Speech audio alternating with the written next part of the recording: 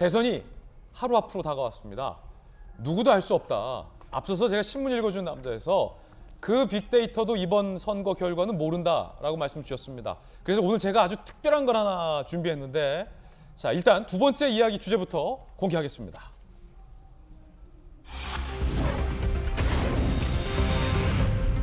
D-1 누구도 모른다. 하지만 힌트는 좀 알 수 있지 않을까요? 제가 박빙의 레이스 중에 실시됐던 여러 여론조사 결과들이 있습니다. 그중에 신뢰할 만한 여론조사에 추세를 좀 준비했습니다. 이 마디마디마다 변곡점이 있었습니다. 그 변곡점이 어떤 것이었는지 제가 잠시 후에 설명을 해드리도록 하겠습니다. 자, 그런가 하면 이번 선거에서는 연령대별로 누가 투표소에 더 많이 가느냐가 중요한 변수일 겁니다. 그런데 연령별로 인구가 달라졌다고 합니다. 요거 재밌는 포인트예요. 함께 보시죠. 연령별 선거 임명부 규모 추이를 자세히 보시면, 야, 요것도 제가 나가서 좀 설명을 해드려야 되는데 화면으로 좀 보니까 일단 제일 위에 보시면은 20대 이하입니다. 자, 전보다 15만 명 정도가 늘었습니다. 젊은 층이 20대 이하가. 그러니까 20대들이 15만 명이 늘었다라는 겁니다. 언제보다? 지난번 대선보다. 그리고 30대들은 지난번 대선보다 80만 명이 줄어들었다라는 겁니다. 40대들은 58만 명이 줄어들었고, 50대들은 15만 명이 늘었습니다. 수사 선생님 잠시만요. 자, 수사 선생님 양해 구하고 60대 이상은 278만 명이 늘었다는 겁니다. 연령별로 인구의 증감이 차이가 있습니다. 정리하면 20대, 50대, 60대는 인구가 늘었고 지난 대선보다 30대, 40대는 인구가 줄었다는 겁니다. 배종찬 소장님. 네.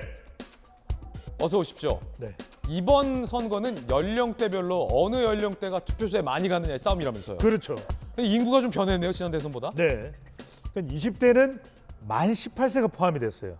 이른바 청년 시대. 만 18세, 낭낭 18세. 낭낭 18세. 네. 그리고 60대 이상의 유권자 수가 늘어난 건 100세 시대 현상. 100세 시대. 초고령화 사회 현상이죠. 근데 지금 그러면은 국민의힘 이준석 대표, 윤석열 후보는 2060 포유론을 이야기한단 말이에요. 예. 그러니까 20대 그리고 60대 이상 이 연령대가 투표를 많이 해야 돼요. 예. 이 연령대가 투표를 많이 해야 윤석열 후보는 좀 더 경쟁력이 있겠죠. 그렇죠. 그렇습니다. 2060 포유론입니다. 여기에 맞서는 이재명 후보. 이재명 후보는 50대는 10살 단위로 나누었을 때 가장 유권자 수가 많은 연령대가 50대입니다. 예. 예.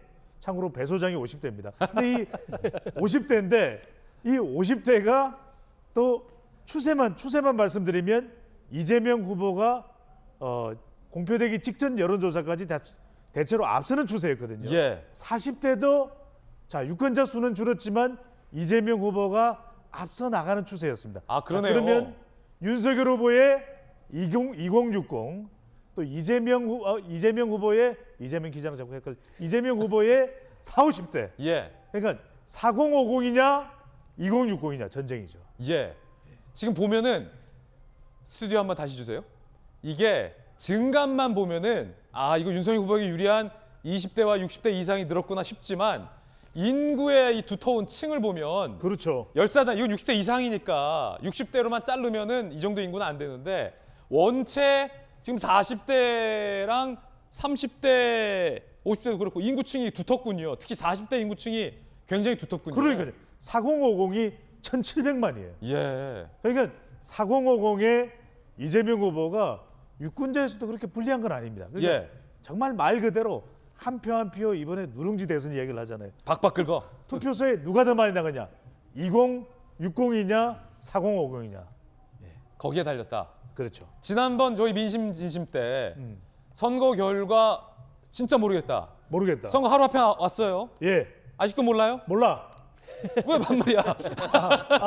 몰라요. 몰라요. 네. 우리 시청자들 앞이니까 예, 예, 네. 알 수가 없다. 알 수가 없습니다. 예. 너무 몰라가지고 제가 놀란 나머지. 네. 그런데 앞서서 제가 신문 읽어준 남자 때 네. 빅데이터들은 배 소장님 빅데이터 전문가시잖아요. 그렇죠. 빅데이터는 어쩐 추이를 좀 보일 수 있다라고 했는데 네이버는 윤석열 후보가 많고 구글은 또 이재명 후보가 많고 빅데이터도 모른다라는 몰라요. 기사가 있어요. 저도 이렇게 쭉 1년 동안 빅데이터 칼럼을 계속 써왔습니다. 언론에 내왔는데 여기 뭐 전재수 의원께서도 제 빅데이터 칼럼을 보신 적도 있다고 하시는데 이걸 쭉 보면 희한한 것이 2016년 미국 대통령 선거에서 여론조사는 트럼프가 지고 있었지만 구글 트렌드 빅데이터 상에서 검색량이 많아. 예. 그러다 보니까 트럼프 현상, 트럼프 후보에 대해서는 지지한다라고 이야기를 하지 않지만 빅데이터에서 간파가 됐어요. 그래서 얘기했는데 이번 대선은 묘한 게 이재명 후보가 한 달 여기까지만 하더라도